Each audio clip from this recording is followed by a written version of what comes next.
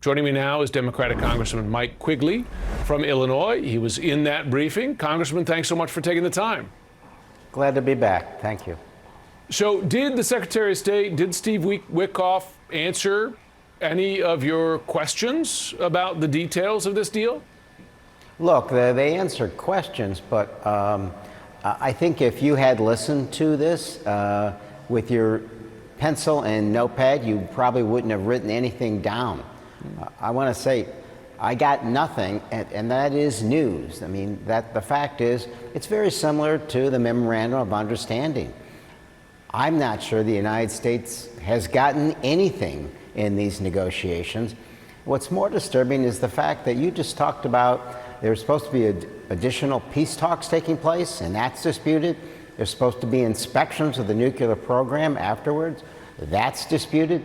So what exactly is concrete? What is the deal? Is there a path to peace, a sustainable one? It certainly doesn't look that way. Did you leave that room more or less confident that the U.S. won this war or gained something strategically from this war?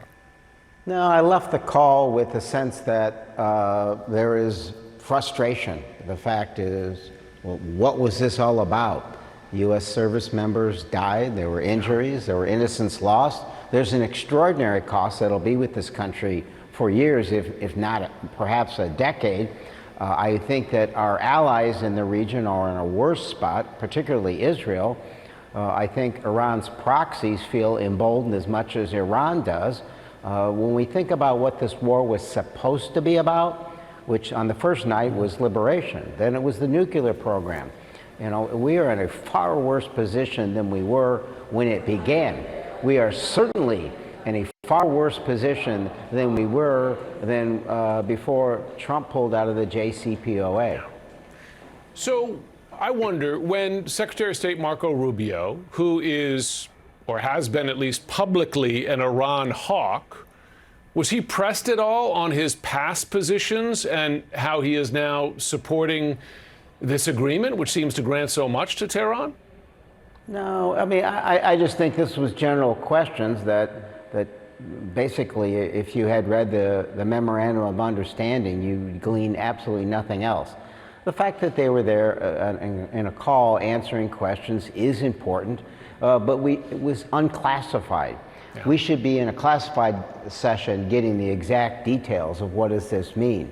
You know, the only thing of any value was the fact that he was emphatic and now therefore on record saying there were no side deals, that there were no secret deals, and that tariffs or fees or tolls to go through the strait would not be tolerated, and that no other country is going to accept that either. But again, that's disputed because we hear a different story from Iran, which makes you wonder, is there any agreement at all? And if there was, would it be honored a day after the fact?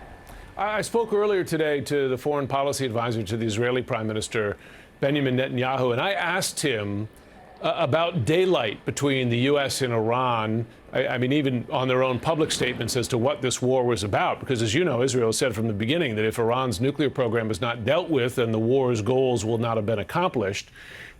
Do you see daylight between the U.S.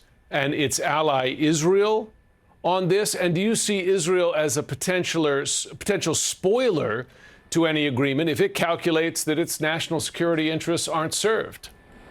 Look, the president's let slip the dogs of war, and once you do that, they don't always come back. Yeah. And if Israel feels it's in its interest to stay in southern Lebanon, and obviously Lebanon is the sticking point, you know, the fact that the president went from unconditional surrender to talking about Iran having some right to defend itself, issues of ballistic missiles, yeah. I've got to think that Israel feels far less comfortable, and they also see that their Gulf partners are very nervous about this.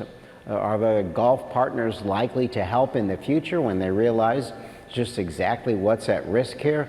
Again, if I'm leading Israel's efforts, and I disagree with most of their policies, they must think that this war has accomplished nothing, put them in a far worse position. Sure, Iran's forces have been depleted, but they have in the past and will again in the future rebuild, and unfortunately, sadly, perhaps be stronger and more emboldened.